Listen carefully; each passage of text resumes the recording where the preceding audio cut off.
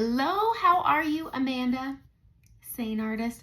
I'm going to do my under eyes. I haven't done anything with my under eyes yet, and I wanted to talk about Saint makeup because I find it to be the best product for under eyes. I've used a lot of different concealers, and Saint so far has been the best. I've been using Saint for almost 6 years now, and there's a reason for it, and it's because it's got high pigmentation and an affordable price, but high pigmentation.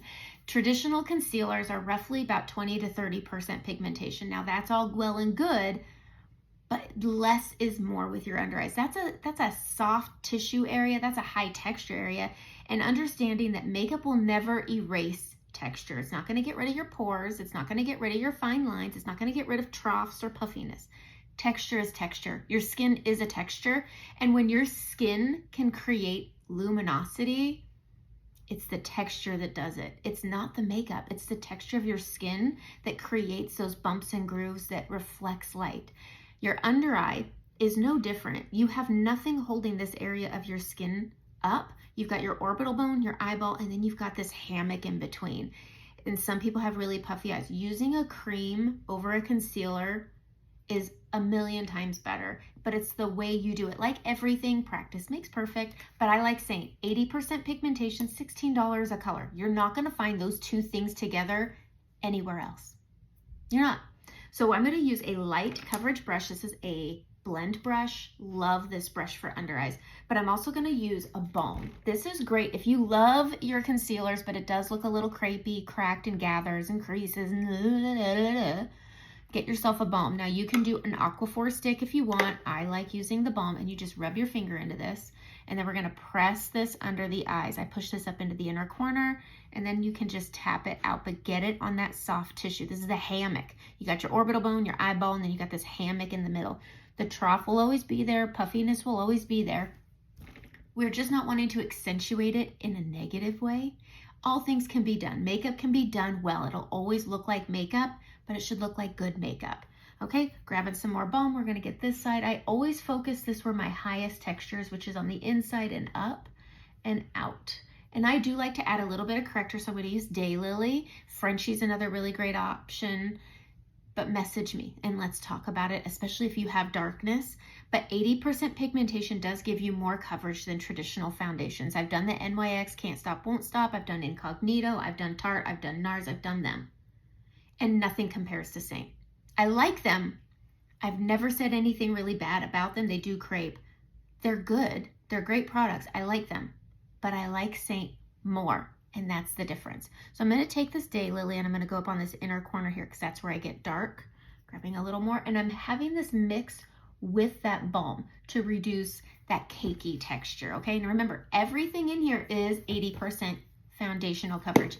Even our regular old blushes are, okay? I'm gonna take my blend brush on the small end, and I'm gonna go into this middle shade because right now I'm into my summer color already, so we're going into June. Just take your brightening shade. You want this to be a shade, 1 or 2 shades lighter than your skin tone. It's gonna look like more, and it's just because it's not your skin color. And then we're gonna look at our eyes, and we're gonna see where this natural shine is, and we're gonna follow our natural shine. Your face already tells you where things go. You have shadowing, that's your contour zones. You've got your main face where you're not blushing your jawline, but you also have natural highlight points, your chin, your nose, your forehead, and you've got this little smile bucket right here. We're gonna place this brightening here, and I'm gonna work it in an upward motion up that orbital bone. And then I'm gonna bring it up, go into that trough and into that inner corner. You shouldn't be stabbing yourself in the eye. Notice I'm not flinching and scared and terrified.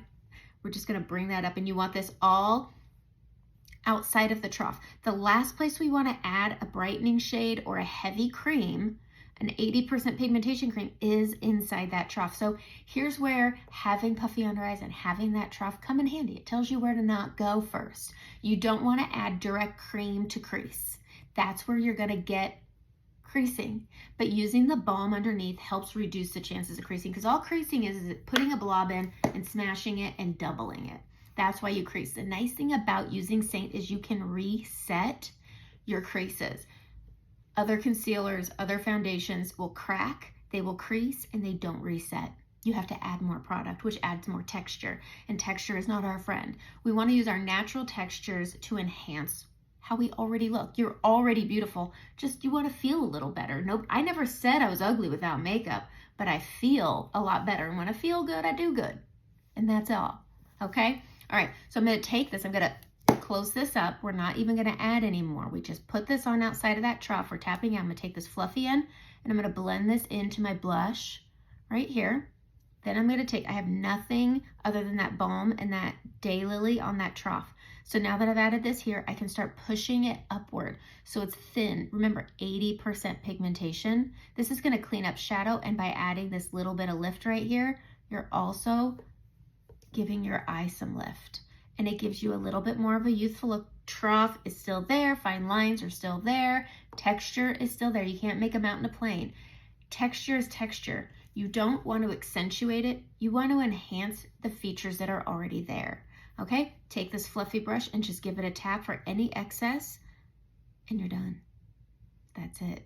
Now you don't bake this. Powder will always thicken your makeup. It's always going to make it look thicker than it is, and it's going to give it that cakey look. Powder is not your friend, especially on your under eyes, but I can show you how to set it. So let's do the other eye. We're going to tap into that color. We're going to go into that natural shine right here and work up that orbital bone, and we're going to stay outside of that trough. Grab a little more, and I'm going to go right up here into that inner corner, cancel out that darkness, going over that Daylily, tapping it, blending it into the blush here, then pushing this up and onto that soft tissue.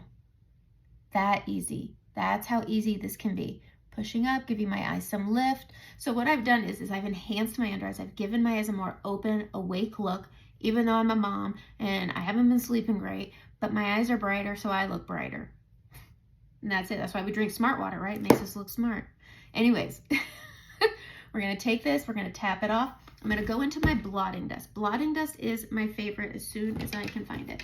Okay, there's two kinds of setting powders. There's vanilla dust and blotting dust. Clearly, this is my pick. Okay, I'm going to take a setting spray. I'm going to use the Professionals. I really like the fine mist, and I'm going to spray one little mist onto my brush, and I'm going to go into my setting powder. And I'm going to start at my temple, and I'm going to apply that powder. It's kind of like you don't want to put the cream to crease. We're going to start with the powder on our least textured area, come down that cheekbone, and follow that same pattern. We come down the cheekbone into that inner corner, look up, and go under the eye. The vanilla dust is very powdery, whereas the blotting dust has a shimmer and a lightness to it.